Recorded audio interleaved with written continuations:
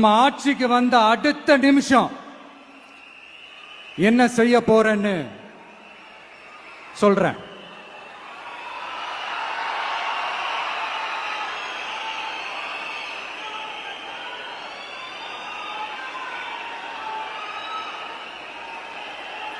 Number 1, தமிழ்நாட்டில் இருக்கிற எல்லா குடும்பங்களுக்கும் உறுதுணையா இருக்கத்தான் நாம் அரசியலுக்கே வந்தோம். அந்த எண்ணத்தோட வெளிப்பாடு தான் நம்மளோட ஒவ்வொரு குடும்பத்திற்குமான உத்தரவாதம்.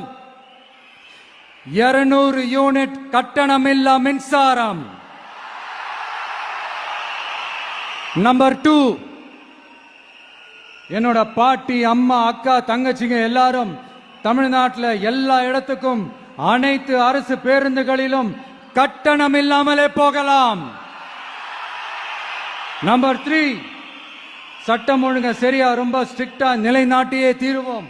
அதோட வெளிப்பாடா பெண்கள் பாதுகாப்புக்கான மிக கடுமையான சிறப்பு சட்டம் கொண்டு வரப்படும்.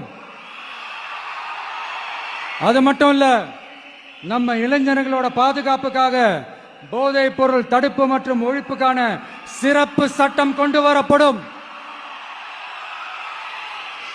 And I will visit one district headquarters, that is the collector's office of Tamil Nadu, to meet the public of that particular district and receive their petitions.